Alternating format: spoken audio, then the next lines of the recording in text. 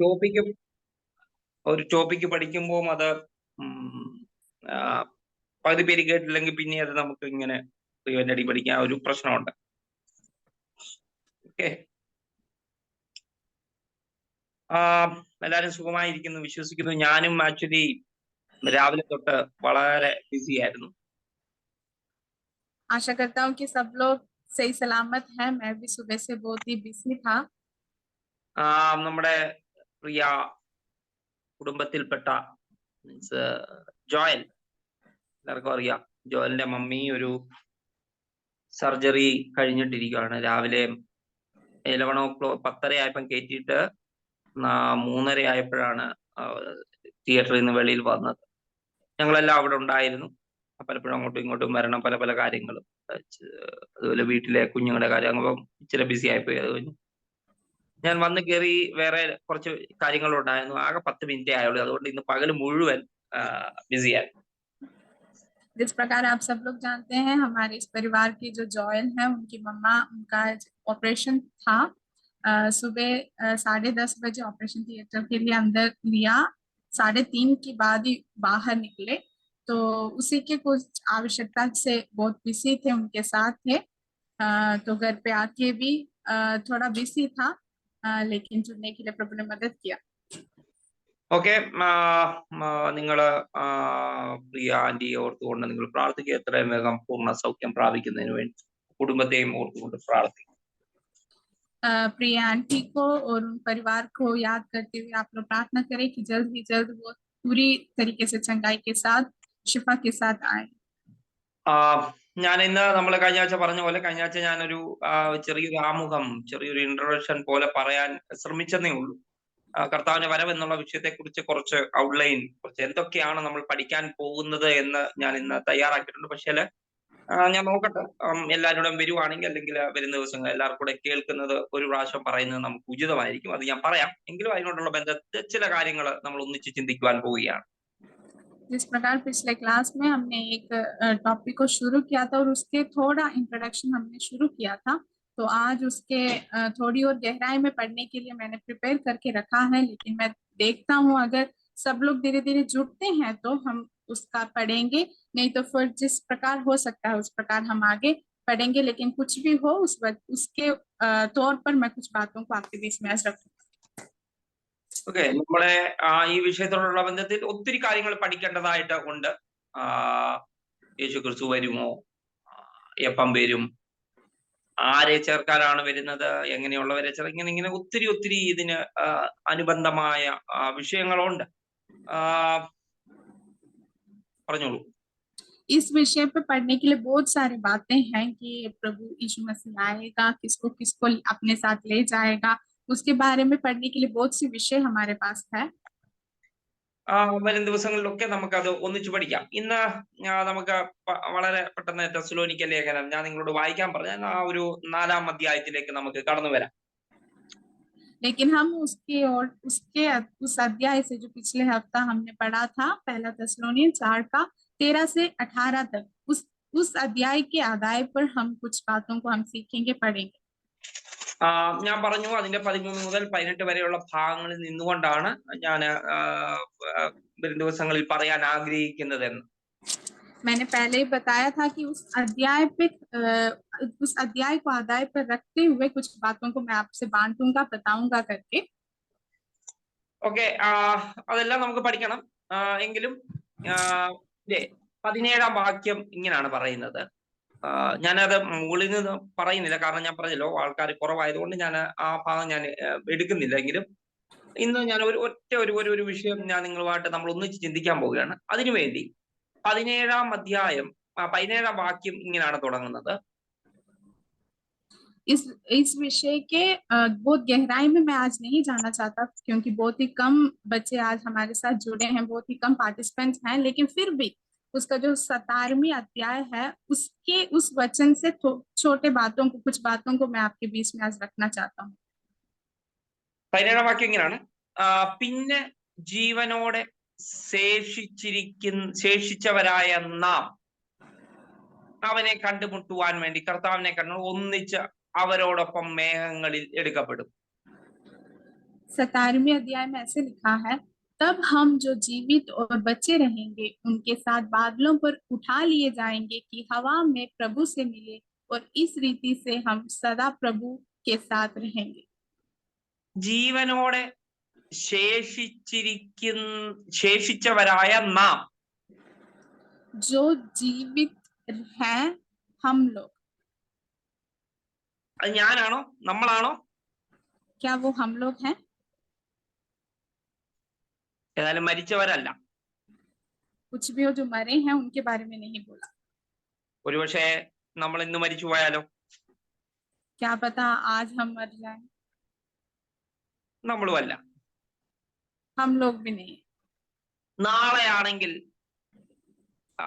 നാളെ ഉള്ളവരാണോ, അല്ലെങ്കിൽ വരും ദിവസങ്ങളിൽ ഉണ്ടാകുന്നവരാണോ, വരും ദിവസങ്ങളിലുള്ളവരാണോ എന്നൊക്കെ ഒത്തിരി ചിന്തകൾ.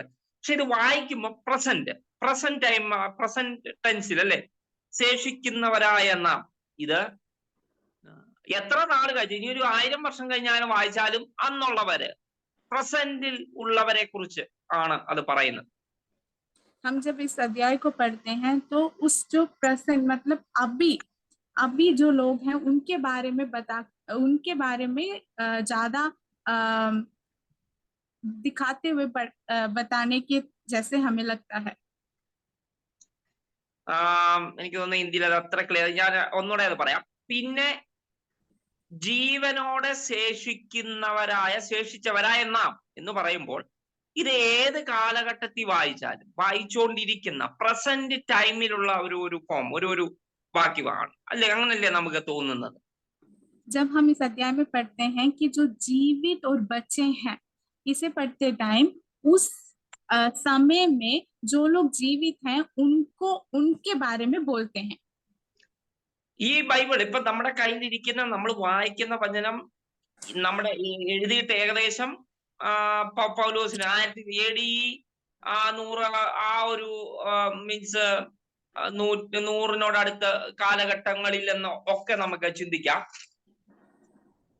जब हम इस अध्याय को पढ़ते हैं, यह अध्याय शायद AD 100 ऐसे कुछ साल में लिखा गया होगा। 100ന്റെ കാലം, അതായത് എന്റെ എനിക്ക് ഞാൻ പഠിച്ചതനുസരിച്ചാണെങ്കിൽ AD 54 AD 54 എന്ന് വെച്ചാല് ഇപ്പൊ 2024 മീൻസ് 1950 അല്ലെങ്കിൽ 1950 അത്രയും വർഷങ്ങൾക്ക് മുമ്പാണ് ഈ ലേഖനം എഴുതിയത്. अगर मेरा समझ सही है तो AD 50 मतलब कि 1950 इतना कुछ साल पहले लिखा गया था। എല്ലാ പണ്ഡിതന്മാരെല്ലാരും പറയുന്നത് AD 54 ആണ്. AD 54 ആണ് പൗലോസ് ഇത് എഴുതി. അന്നും തെസ്സലോനിക്കയിലെ സഭ, ഇതൊരു സഭയ്ക്ക് എഴുതിയ ലെറ്റർ ആണ്. തെസ്സലോനിക്കയിൽ നമ്മളെ പോലെ ഇരിക്കുന്ന, അതായത് വിപിന് അല്ലെങ്കിൽ ജെഫി, അജയ്, ലക്ഷ്മി, അബീഷ, ഇങ്ങനെ ഇരിക്കുന്ന ഒരു കൂട്ടം ആൾക്കാർ, തെസ്സലോനിക്ക സഭയിലുള്ള നമ്മളെ പോലുള്ള ഓരോരുത്തരും വായിക്കുമ്പോൾ ജീവനോടെ ശേഷിച്ചിരിക്കുന്നവരായ നാം എന്നാണ് അവരും വായിച്ചിരുന്നത്. ये पौलुस ने जो है एक सभा के लिए लिखा था। सभा मतलब उस समय में जो जीवित और बचे गए हैं उनके लिए, जैसे कि अभी हम लोग एक सभा है तो हमारे इस समय में हमारे लिए लिखा गया, उसी प्रकार जिस समय ये लिखा गया था उस समय जो जीवित थे उनके लिए लिखा गया करके। അവര് പ്രതീക്ഷിക്കും, അയ്യോ ഞാൻ പറയാം, ഞാൻ വായിക്കുമ്പോ ദൈവമേ എന്റെ കർത്താവ്, ഞാൻ പലപ്പോഴും എന്റെ പ്രസംഗത്തിൽ പറയാറുണ്ട്, ജീവനോട് എടുക്കപ്പെടുന്നവരുടെ കൂട്ടത്തിലെ ഒരു വ്യക്തിയാണ് ഞാൻ. അത് ഞാൻ എന്റെ ആഗ്രഹം കൊണ്ട് പറയുന്നത്. मैं हमेशा अपने प्रचार में बोलता हूँ, जो जीवित उठा लिए जाएंगे उनके बीच में मैं रहूं। പക്ഷേ 2000 വർഷങ്ങളായിട്ട് ഇത് കേട്ടുകൊണ്ടിരിക്കുക, ഇതുവരെ വന്നിട്ടില്ല കർത്താവ്. लेकिन 2000 साल पहले से हम ये सुन रहे हैं, लेकिन अब तक प्रभु नहीं आया, ഇതുവരെ अब तक नहीं आया। ഇനിയും എന്നാ വരുമെന്ന് നമുക്കറിയത്തില്ല. अभी भी हम नहीं जानते कि प्रभु कब आएगा करके। അല്ലെ, കറക്റ്റ് തീയതി നമുക്ക് സമയം പറയാൻ हमें करेक्ट जो सही समय और दिन बताने के लिए हमारे पास नहीं है, हम नहीं जानते। എങ്ങും എഴുതപ്പെട്ട് വെച്ചിട്ടില്ല ഇന്ന സമയത്ത് വരുമെന്ന്. कहीं भी लिख के भी नहीं रखा कि इस समय में आएगा करके. പിന്നെ നമ്മൾ അനുമാനിക്കുകയാണ്, നമ്മൾ ചില ലക്ഷണങ്ങള് ചില കാര്യങ്ങൾ കണ്ടുകൊണ്ട് പറയുകയാണ് കർത്താവ് വരാൻ സമയമായി. लेकिन हम कुछ लक्षणों को देखकर, कुछ बातों को सुनकर हम सोचते हैं कि हाँ प्रभु आने का समय हो गया है. അത്രേ പറ്റത്തുള്ളൂ. उतना ही हो सकता है हमसे. അല്ലാതെ എന്ന് വരുമെന്ന് പിതാവിനല്ലാതെ, പിതാവായ ദൈവത്തിനല്ലാതെ യേശുവിന് പോലും, പുത്രന് പോലും അറിയത്തില്ല എന്ന് വരും.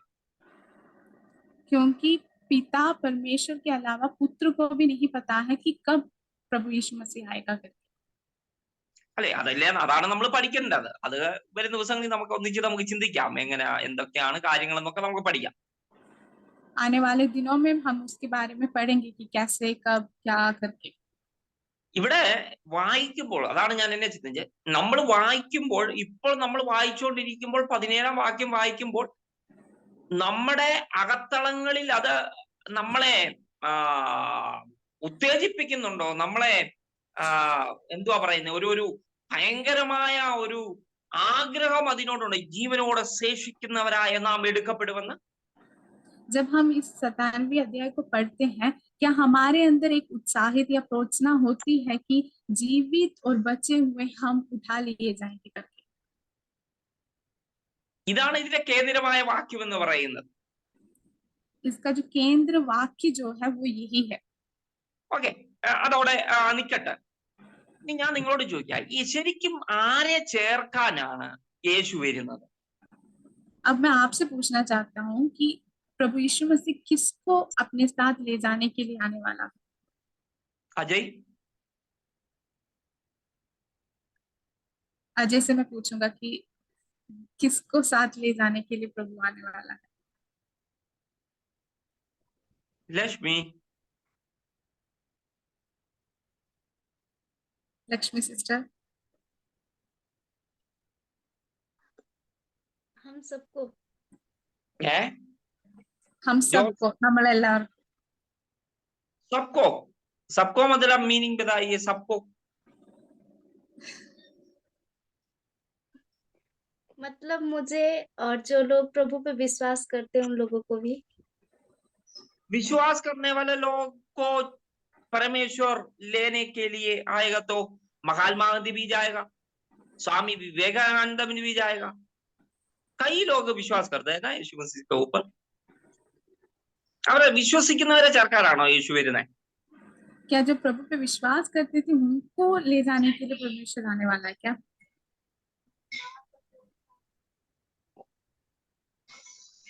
बता सकते हैं? वर्षा चला गई. धर्मियों को ले जाना. क्या?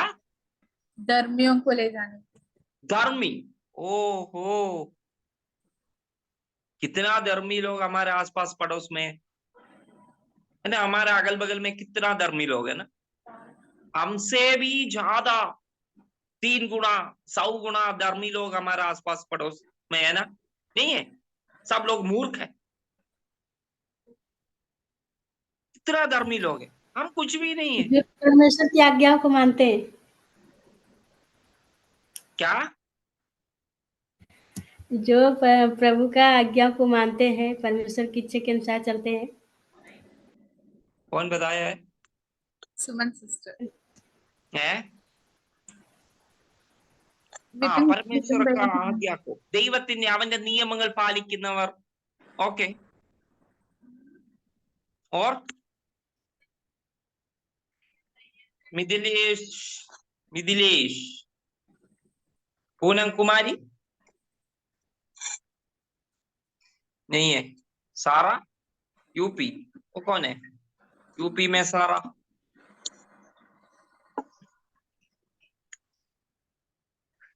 और आंसर हम सब सीख रहे हैं ना, हम मिलकर पढ़ रहे हैं. सवाल होगा, आंसर भी देना पड़ेगा. आप मुझे भी सवाल पूछेंगे, मैं भी आंसर देने के लिए जिम्मेदारी. इसलिए ഇച്ചുരുടെ ഒന്ന് ഇറങ്ങി പറയാമോ? ഇച്ചുരുടെ ഒന്ന്. ഒരു പ്രശ്നവുമില്ല, തെറ്റ് വന്നാൽ ഒരു പ്രശ്നവുമില്ല. പഠിക്കുകയാണ്, നമ്മൾ പഠിക്കാൻ ശ്രമിക്കുകയാണ്. थोड़ी और गहराई में आप बता सकते हैं? अगर गलत हुआ तो भी कोई बात नहीं, हम सीख रहे हैं, आप बता सकते हैं।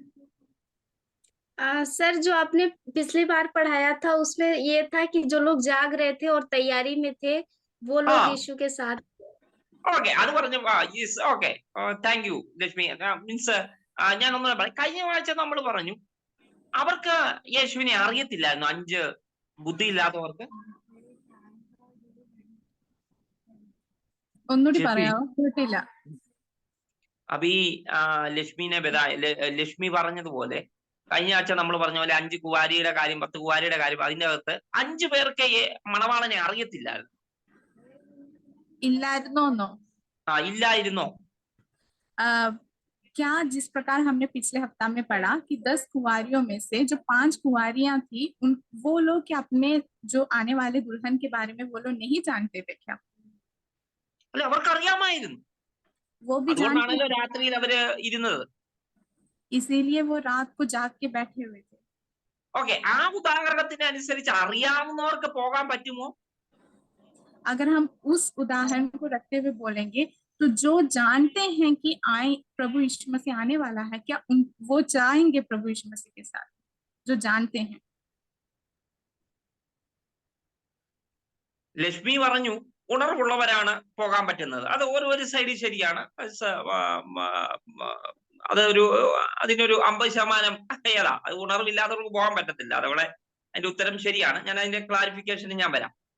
യേശുവിനെ അറിയാവുന്നത് കൊണ്ട് ഒരിക്കലും നമുക്ക് പോകാൻ കഴിയത്തില്ല.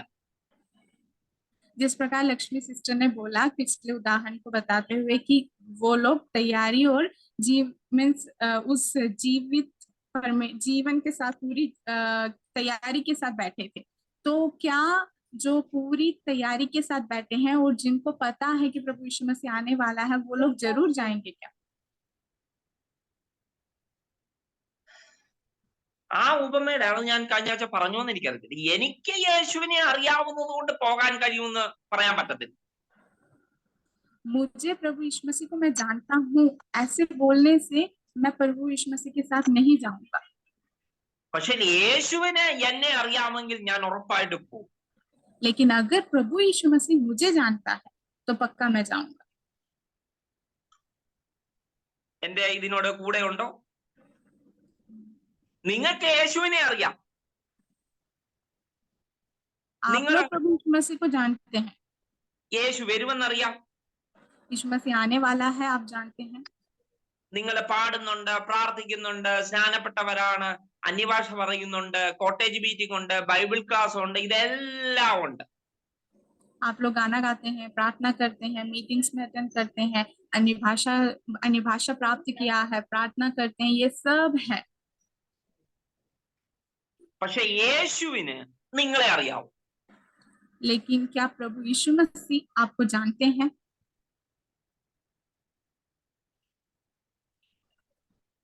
അറിയാവുന്നതിന്റെ ഒരു ഉറപ്പുണ്ടോ? क्या आप लोग बोल सकते हैं कि हाँ प्रभु यीशु मसीह मुझे जानता है करके? ഞാൻ ഒറ്റ വാക്കി പറയട്ടെ, യേശുവിനെ അറിയാവുന്നത് കൊണ്ട് ഒരിക്കലും അവന്റെ വരവിലെടുക്കപ്പെടത്തില്ല. मैं एक बात बताना चाहता हूँ कि हम लोग प्रभु यीशु मसीह को जानते हैं, केवल उस कारण से हम लोग नहीं जा पाएंगे। പക്ഷെ യേശുവിന് നിങ്ങളെ അറിയാമെങ്കിൽ എന്ന് പറഞ്ഞാൽ യേശുവിന് ഈ ലോകത്തുള്ള എല്ലാരെയും അറിയാം, അതല്ല ഞാൻ പറഞ്ഞത്, അതിലേക്ക് ഞാൻ വരാം. യേശുവിന് നിങ്ങളെ വ്യക്തിപരമായി നിങ്ങളുമായി ഒരു റിലേഷൻ ഉണ്ടെങ്കിൽ നിങ്ങൾ എടുക്കപ്പെടുവാനിടയായി. लेकिन अगर प्रभु यीशु मसीह आपको जानते हैं, इसका मतलब ये नहीं है प्रभु यीशु मसीह तो सब दुनिया के सब लोगों को जानते हैं, सब लोगों के बारे में पता है, लेकिन आपके साथ आपका प्रभु यीशु मसीह के साथ एक प्रत्येक संबंध है, बंधन है, तो जरूर आप उठा लिए जाएंगे।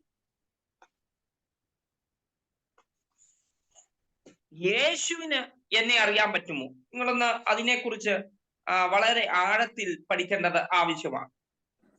प्रभु यीशु मसीह मुझे जानते हैं, उसके बारे में हम थोड़ा गहराई में पढ़ेंगे। ഈ 10 കന്യകമാരുടെ രാജ്യം പറയുന്നു ഞാൻ നിങ്ങളെ അറിയുന്നില്ല. അവര് വാതിൽ വന്ന് തട്ടുമ്പോ പറയാണ് എനിക്ക് നിങ്ങളെ അറിയത്തില്ല. उस 10 कुंवारियों में से 5 कुंवारियां जब दरवाजे में आके खटखटा रहे थे, तब प्रभु यीशु मसीह ने बोला कि मैं तुम्हें नहीं जानता। അല്ലെ, അവർക്ക് അറിയത്തെ. ഞാൻ പലപ്പോഴും അത് വായിച്ച് പേടിച്ചു പോയിട്ടുണ്ട്. എടാ, मैं പിന്നെ बहुत ഇവര് ആരെയാ കാത്തിരുന്നത്? ഇവര് രാത്രി വിളക്കും എണ്ണക്കുപ്പിയും അല്ലെങ്കിൽ ലക്ഷ്യമായിട്ടൊക്കെ ഇരുന്നിട്ട് അവൻ പറയുകയാണ് എനിക്ക് നിങ്ങളെ അറിയത്തില്ല. लेकिन मैं बहुत बार इस वचन को पढ़कर भयभीत हो गया हूँ कि वो लोग इतने तैयारी के साथ इतना क्या बोलते हैं, इंतजार करते हुए प्रभु यीशु मसीह के लिए बैठे थे, और जब दुल्हन आया तो दुल्हन कहता है कि मैं तुम्हें नहीं जानता करके। നിങ്ങള് ഈ സക്കേത്തിരാസ ഇടുക്ക് വഴിയിലെ കൂടി ഇടുക്ക് വാതിലിനെ കുറിച്ച് വായിച്ചിട്ടുണ്ടോ? आप लोगों ने ये जो नैरो रोड के बारे में पढ़ा है क्या? രണ്ട് വഴികള് നിങ്ങൾ വായിക്കാൻ ഞാൻ ഭാഗം എടുക്കുന്നില്ല. വിശാലമായ ഒരു വഴിയും ഇടുക്കവുമുള്ള വഴി. जो नैरो रोड और बड़े विशाल का जो रास्ता है उसके बारे में। ഒരു വഴി എന്ന് പറയുന്നത് വലിയ വിശാലമായ വഴിയാണ്. एक रास्ता जो है वो बहुत ही विशाल वाला रास्ता है। ഒന്നെന്ന് പറയുന്നത് വളരെ ഗല്ലി, എന്തുവാ പറയുന്നത്, അയ്യോ ഇത്തന നിങ്ങൾ താമസിക്കുന്നിടത്തൊക്കെ ഉണ്ടല്ലോ ചെറിയ വഴി, ഒരു രക്ഷയില്ല, ടാർ ചെയ്ത റോഡില്ല, ഡാമർ എന്തുവാ പറയുക, ഇഷ്ടികയുടെ മണ്ടക്കൂട്ടുള്ള റോഡ്, ഭയങ്കര ഒരു വണ്ടി വന്നാൽ പോകാൻ പറ്റത്തില്ല, ഇത്തന ഖതർനാക്ക് എന്ന് വെച്ചാൽ നമുക്ക് ഒരു തരത്തില്ല ഈ റഷ്യയാണ് നമുക്ക് അപ്രോച്ച്. ട്രാഫിക് വന്നു കഴിഞ്ഞാൽ പിന്നെ പോകാനേ പറ്റത്തില്ല. അത്രയും വഴികളെ കുറിച്ച് നിങ്ങൾ കണ്ടിട്ടില്ലേ?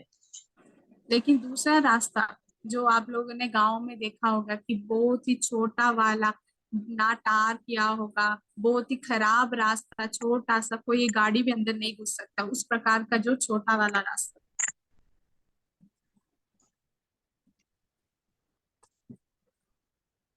നിങ്ങള് എന്റെ കൂടെ ലൂക്കോസിന്റെ സുവിശേഷം 13-ാം അധ്യായം എടുത്ത്, ലൂക്കോസ് ചാപ്റ്റർ 13. मेरे साथ लूका उसकी 13वां अध्याय एक बार निकालिए।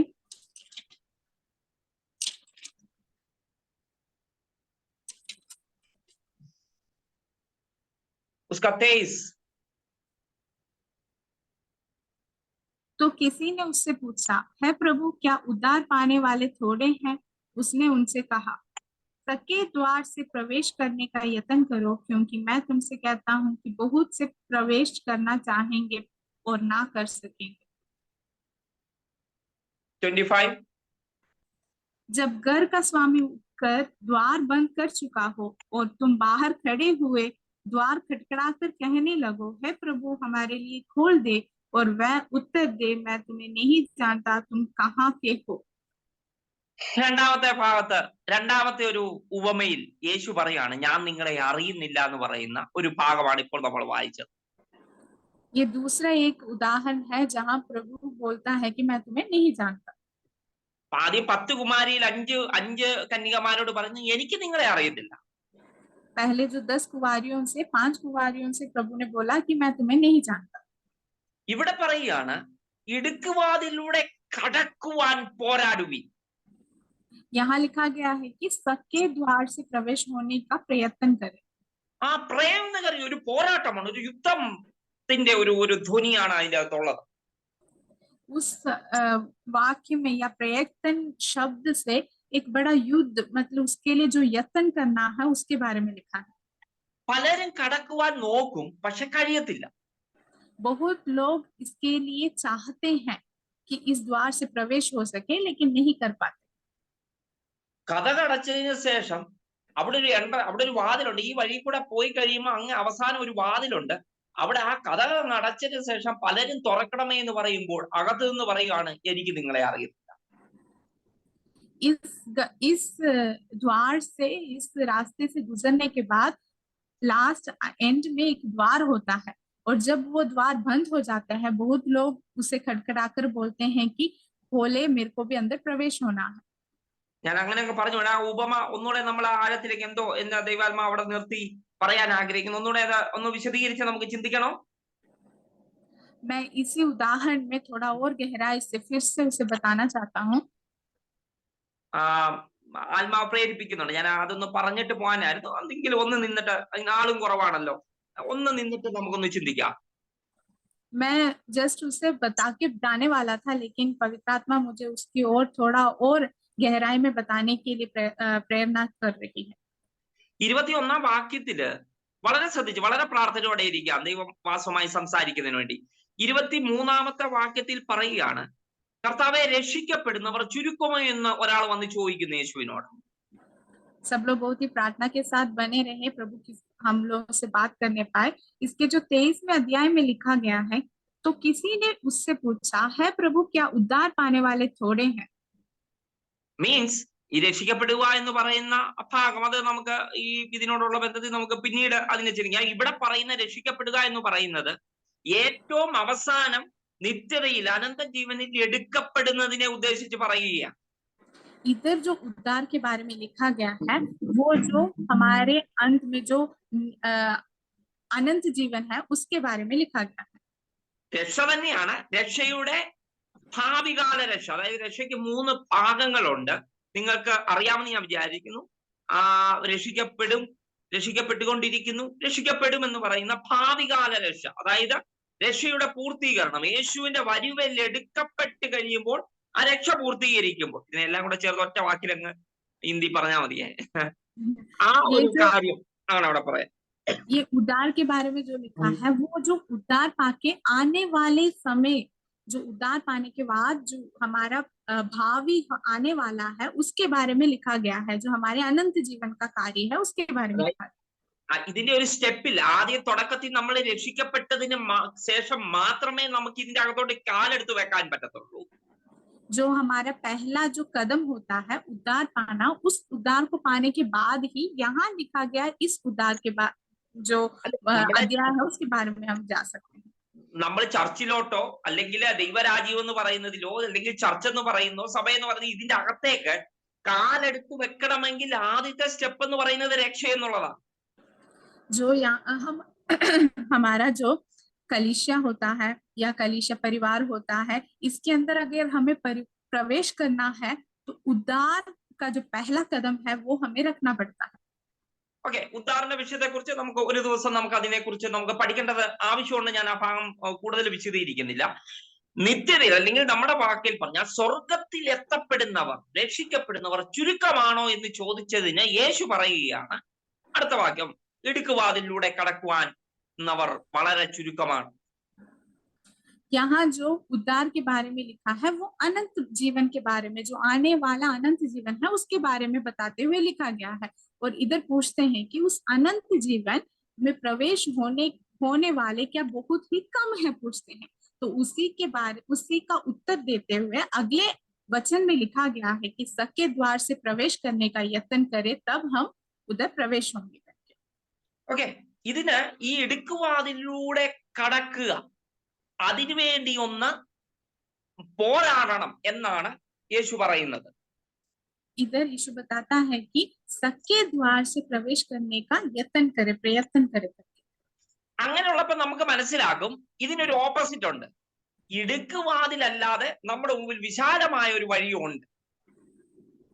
इसे पढ़ते समय हमें समझ आता है कि अगर सके द्वार है तो उसका जरूर एक ऑपोजिट एक द्वार भी होगा, जो कि बहुत ही विशाल द्वार है.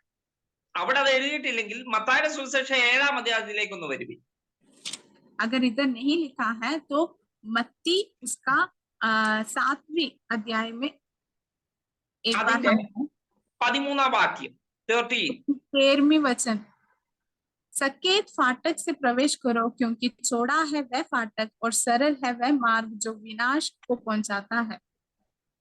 14 और बहुत से हैं जो उससे प्रवेश करते हैं, क्योंकि सकेत है वह फाटक और कठिन है वह मार्ग जो जीवित को पहुंचाता है, और थोड़े हैं जो उसे पाते हैं. മനസ്സിലായെന്ന് വിചാരിക്കുന്നു. 2 വഴി, ഒന്ന് സക്കേത്ത് വഴിയും അല്ലെങ്കിൽ ഇടുക്കമുള്ള വഴിയും, ഒന്ന് വിശാലമായ വഴി. 2 द्वार है, 2 रास्ते हैं, एक सतेक फाटक और दूसरा चौड़ा वाला विशाल फाटक. നമ്മൾ ഏത് വഴിയിലാണ്? हम लोग कौन से द्वार या रास्ते में हैं? വിശാലമായ വഴി, എക്സ്പ്രസ് ഹൈവേ. ഇപ്പൊ മൊത്തം അങ്ങ് എക്സ്പ്രസ് ഹൈവേയുടെ കാലങ്ങളാണ്. ഈ ഞാൻ ഇരിക്കുന്ന ലക്നൌവിൽ എത്ര എക്സ്പ്രസ് ഹൈവേ ഉണ്ടെന്നും എനിക്ക് പോലും അറിയത്തില്ല.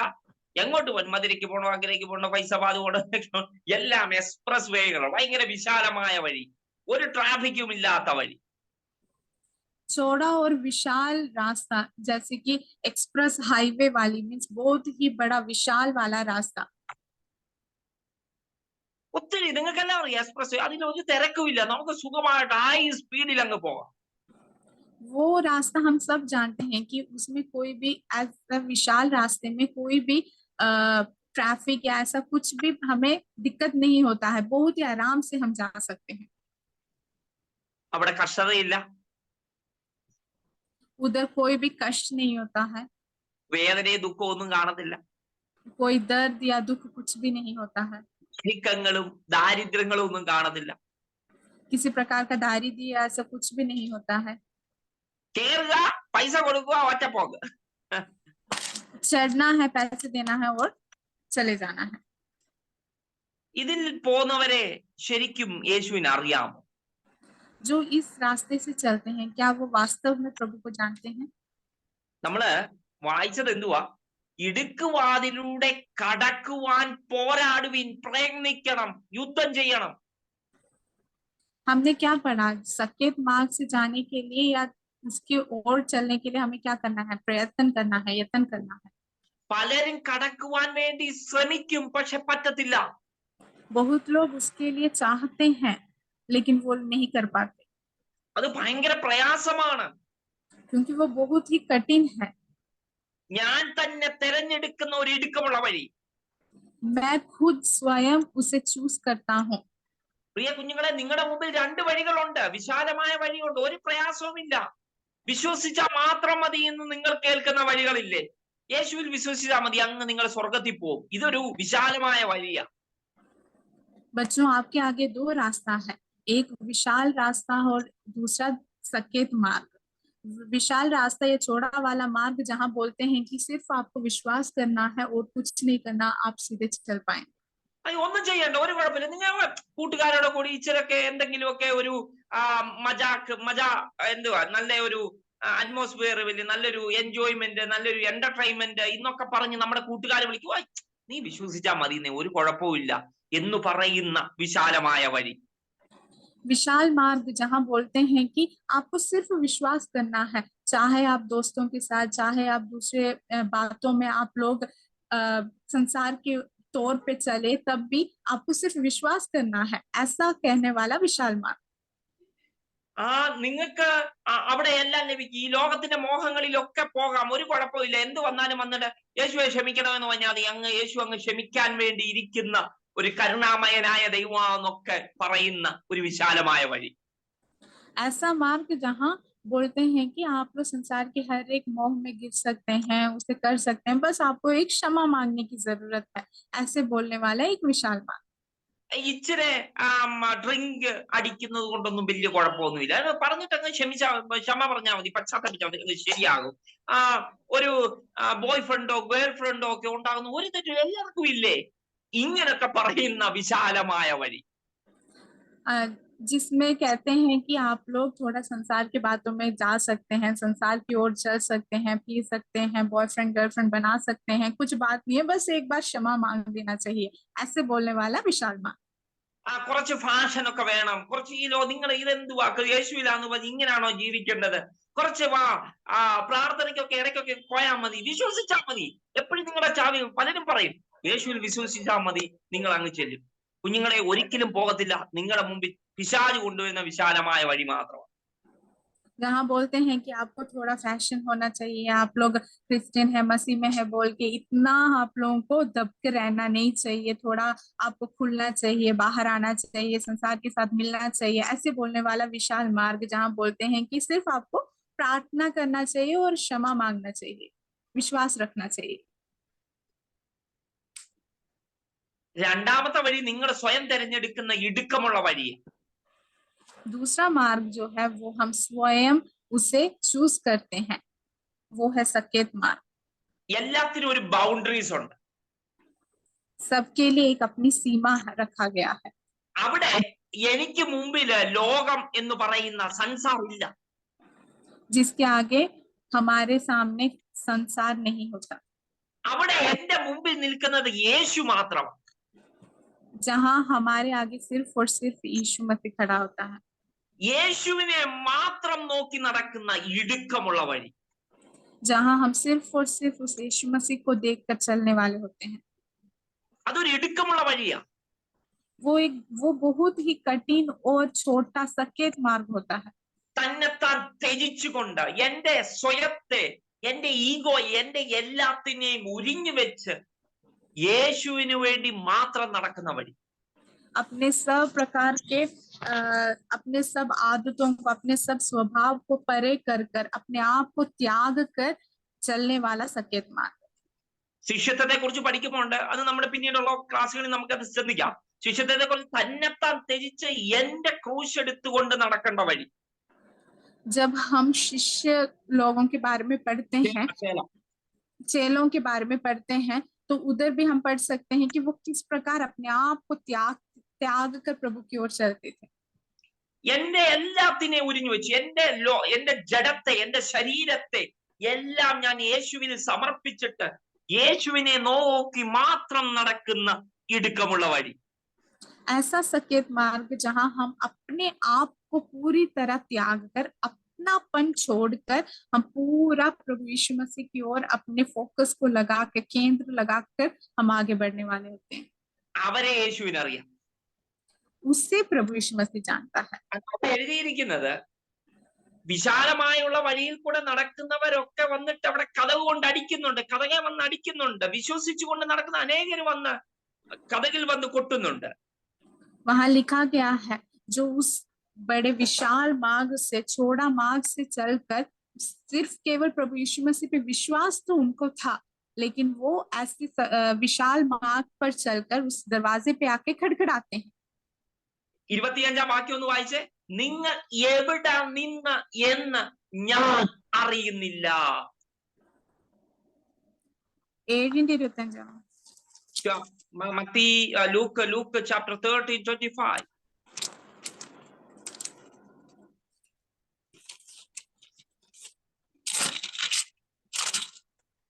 Luke chapter 13:25. लूका 13:25.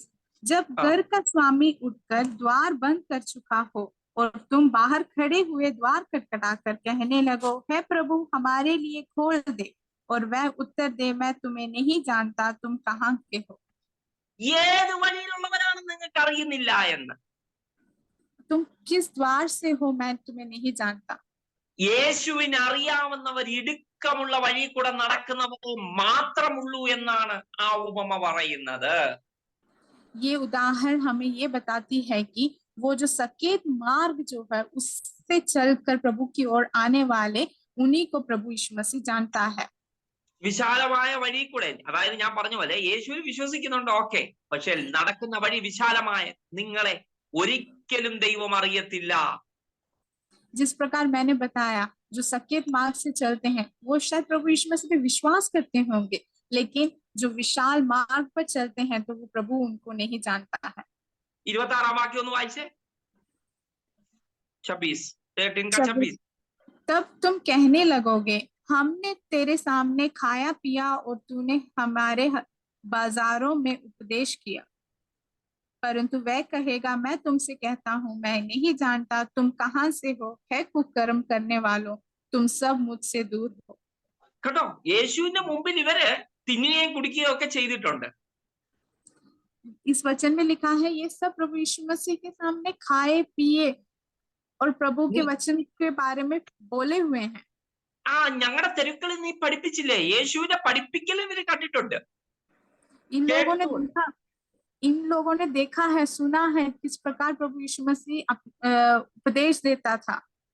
ഒരിക്കൽ ഒന്നുകൂടെ ഇറങ്ങിപ്പോ, ഞാൻ യേശുവിന്റെ കൂടെ ഒന്നിച്ച് 5 അപ്പം 5000 കഴിച്ചില്ലേ, അതിന്റെ കൂട്ടത്തിൽ ഒരാളായിരുന്നു.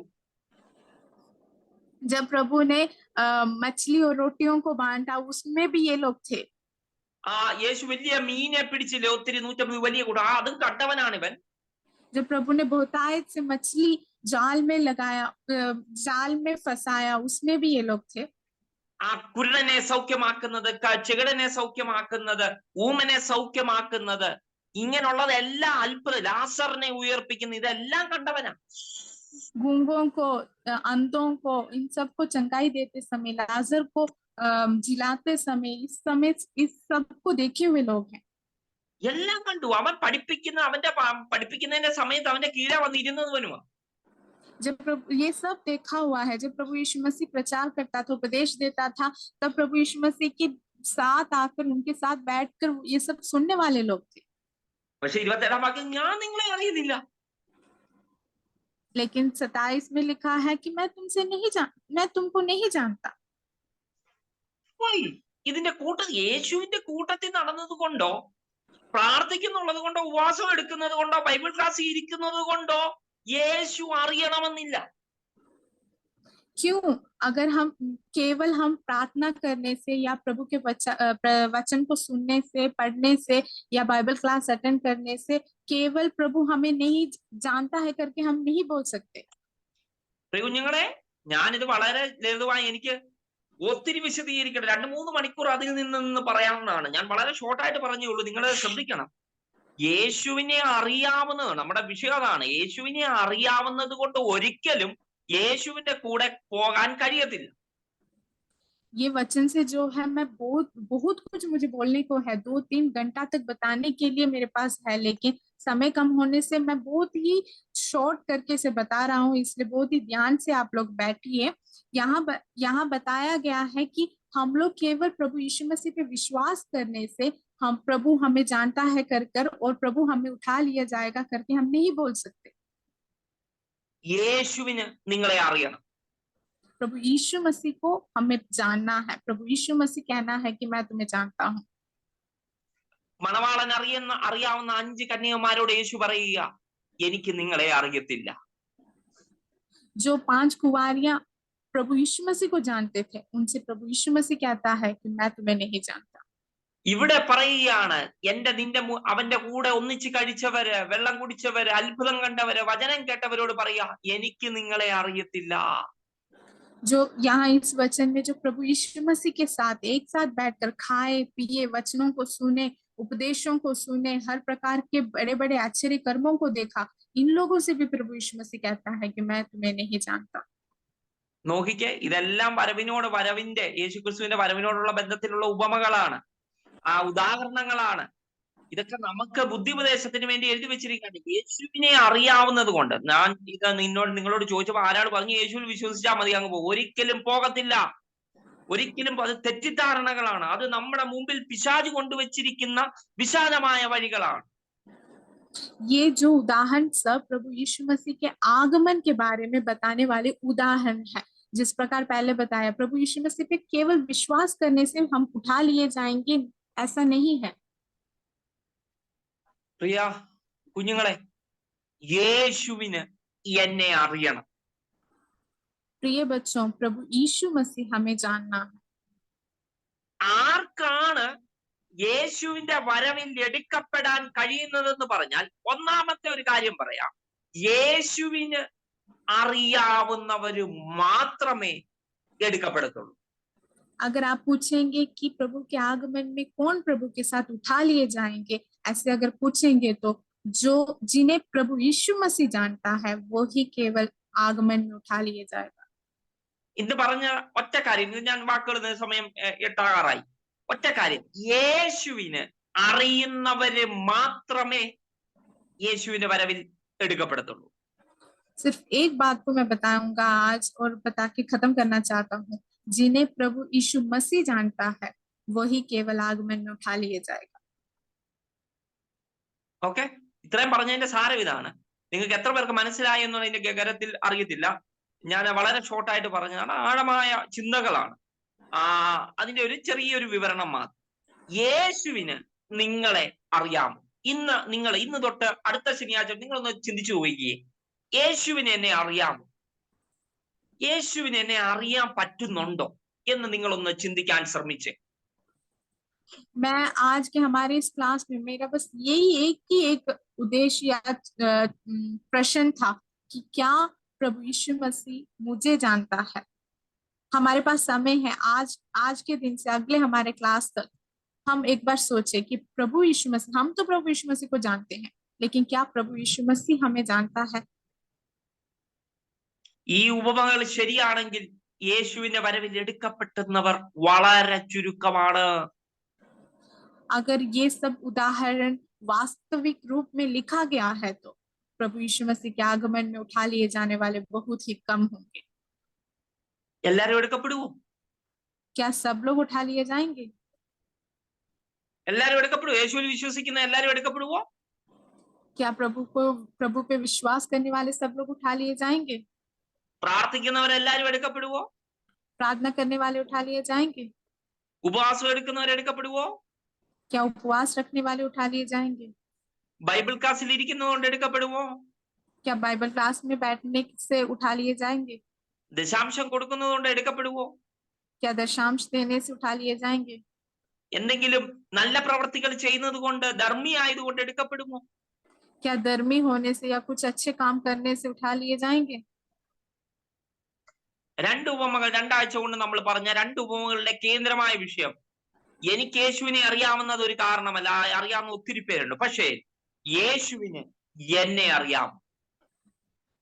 हमने जो 2 क्लास में दो उदाहरण को लेकर हमने जो सीखा है उसका एक ही एक केंद्र विषय है कि क्या प्रभु यीशु मसीह हमें जानता है।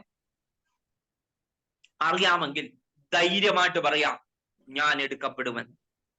अगर प्रभु यीशु मसीह हमें जानता है तो पूरे धीरज के साथ हम बोल सकते हैं कि हाँ मैं उठा लिए जाऊंगा। പിന്നെ ജീവനോടെ ശേഷിക്കുന്നവരായ നാം എന്ന് പറയുമ്പോൾ അതിന്റെ ആഴം എന്ന് പറയുന്നത് ഇതാണ്, എന്നെ അറിയാവുന്ന, ഞാൻ നോക്കി കണ്ടുകൊണ്ടിരിക്കുന്ന യേശുവിന് എന്നെ അറിയാവുന്നത് കൊണ്ട് എനിക്ക് അവന്റെ വരവിൽ എടുക്കപ്പെടാമെന്നുള്ളതാണ് വാസ്തവമായ കാര്യം. फिर उस वचन के आदाय के अनुसार जिसमें लिखा गया है, फिर जीवित और बचे हुए हम धीरज के साथ कह पाएंगे कि प्रभु यीशु मसीह मुझे जानता है, इसलिए मैं जीवित हूँ, मैं प्रभु यीशु मसीह के साथ उठा लिए जाऊंगा। ഞാൻ വാക്കുകളെ നിർത്തട്ടെ. मैं अपने शब्दों को समाप्त करना चाहता हूँ। ഇന്ന് രാത്രി നിങ്ങൾ സ്വയം ചിന്തിക്കണം, എനിക്ക് യേശുവിനെ എന്നെ അറിയാവോ? आज रात आप अपने आप को एक बार अपने आप को थोड़ा जांचें और प्रश्न करें कि क्या प्रभु यीशु मसीह मुझे जानता है। യേശുവിനെ അറിയാവുന്ന മകനോ മകളോ ആണോ ഞാൻ? क्या प्रभु यीशु मसीह जानने वाला पुत्र या पुत्री हूँ मैं? നിങ്ങളൊന്ന് ചിന്തിച്ച, ഇന്ന് രാത്രിയിൽ യേശു വന്നാൽ അവന്റെ ശബ്ദം നിങ്ങളുടെ കാതുകളിൽ കേൾക്കുമോ? आप सोचे कि अगर प्रभु यीशु मसीह आज आता है तो उनके आगमन की वो शब्द हम अपने कानों पे सुन पाएंगे? കേൾക്കുവോ? ഉറപ്പുണ്ടോ?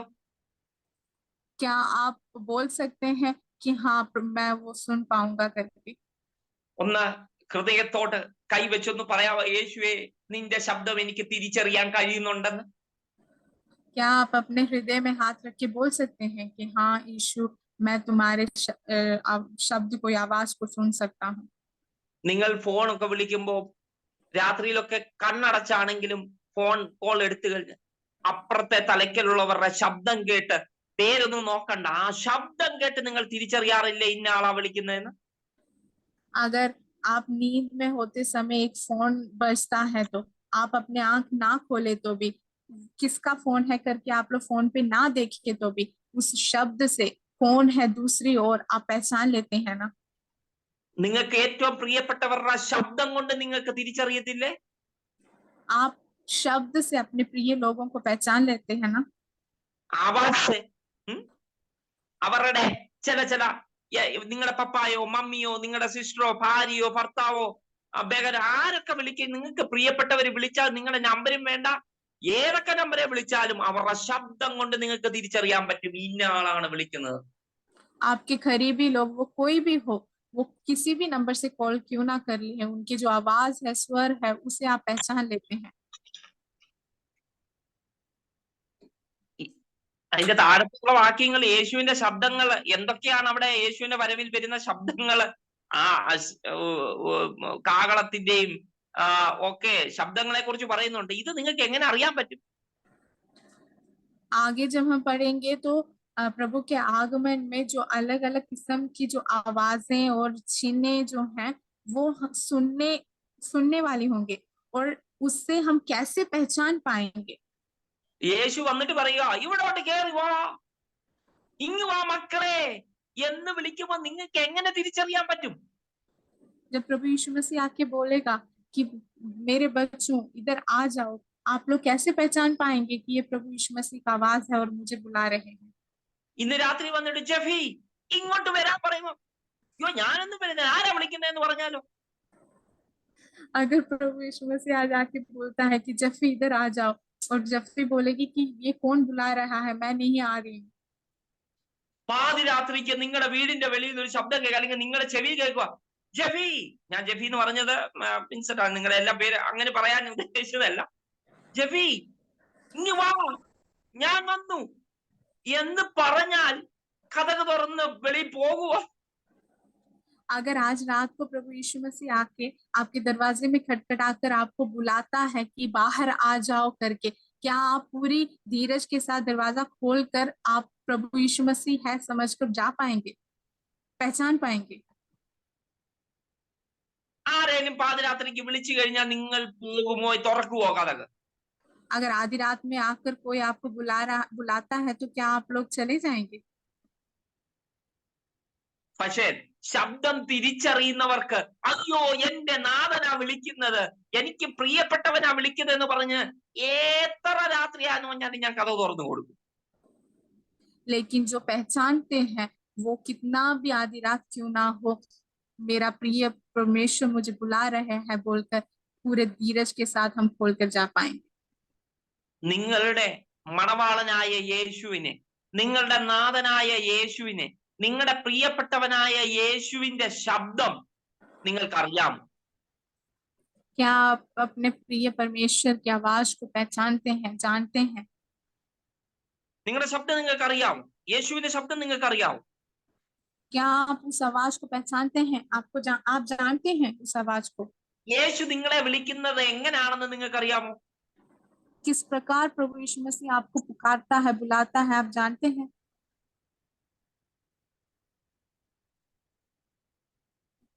അയ്യോ നിങ്ങൾ പറയും ഈ പാഷ എന്തുവായി പറയുന്നത്, ഇതൊക്കെ ചുമ്മാ ഇങ്ങനെ ഞങ്ങളെ പേടിപ്പിക്കാൻ വേണ്ടി പറയുന്നത്. आप लोग शायद सोच रहे होंगे पास्टर क्या बोल रहे हैं, हम लोग को डराने के लिए ऐसे ही कुछ बोल रहे हैं। ഞാൻ പറഞ്ഞത് ഇതാണ്, യേശുവിനെ അറിയാമെങ്കിലേ നിങ്ങൾ എടുക്കപ്പെടത്തുള്ളൂ. मेरे बोलने का सार यही है, अगर प्रभु यीशु मसीह को आप जानते हैं तभी आप उठा लिए जाएंगे। യേശുവിനെ അറിയാമെങ്കിൽ അവന്റെ ശബ്ദവും നിങ്ങൾക്ക് അറിയാം. अगर आप प्रभु यीशु मसीह को जानते हैं तो उनकी आवाज को भी आप जानते हैं। അവന്റെ സ്റ്റൈൽ, അവന് എങ്ങനെയാണ് എന്നെ സംബോധന ചെയ്യുന്നത്, എങ്ങനെയാണ് ഞങ്ങൾ തമ്മിലുള്ള ബന്ധം, അതിനെ അടിസ്ഥാനമാക്കിയാണ് മനസ്സിലാക്കാൻ കഴിയുന്നത്. अगर हम प्रभु यीशु मसीह को जानते हैं तो उनकी आवाज, उनका हमारे साथ जो संबंध है वो किस प्रकार हमें बुलाएंगे, किस प्रकार हमें संबोधित करेंगे, ये सब हम जानते हैं। യേശുവുമായി ഒരു വ്യക്തിപരമായ ബന്ധം സ്ഥാപിക്കുന്നവർക്ക് മാത്രമേ അവന്റെ വരവിൽ എടുക്കപ്പെടാൻ കഴിയൂ. जो प्रभु यीशु मसीह के साथ एक बहुत ही करीबी संबंध बनाए रखता है वही केवल प्रभु यीशु मसीह के साथ उठा लिया जाएगा। യേശുവിനെ അറിയാവുന്നവരെ മാത്രമേ അവന്റെ വരവിൽ എടുക്കപ്പെടുവാൻ പറ്റത്തുള്ളൂ. जो प्रभु यीशु मसीह को जानते हो, जो प्रभु यीशु मसीह जिन्हें जानता है वही केवल उठा लिया जाएगा। ഈ വചനങ്ങളാൽ ദൈവം നമ്മെ സഹായിക്കുമാറാകട്ടെ. इन वचनों से प्रभु हम सबको आशीषित करे। എന്നെ കേട്ടിരുന്ന എല്ലാവർക്കും നന്ദി, പ്രത്യേകിച്ച് ജെഫിയോടുള്ള നന്ദി. അടുത്ത ആഴ്ച നമുക്ക് വീണ്ടും കാണാം. ദൈവം സഹായിക്കുമാറാകട്ടെ. जुड़े हुए सबको और मेरे को इतनी देर में मुझे सुने हुए सब लोगों को मेरा धन्यवाद देता हूँ। अगले क्लास में फिर हम लोग मिलेंगे। Thank you.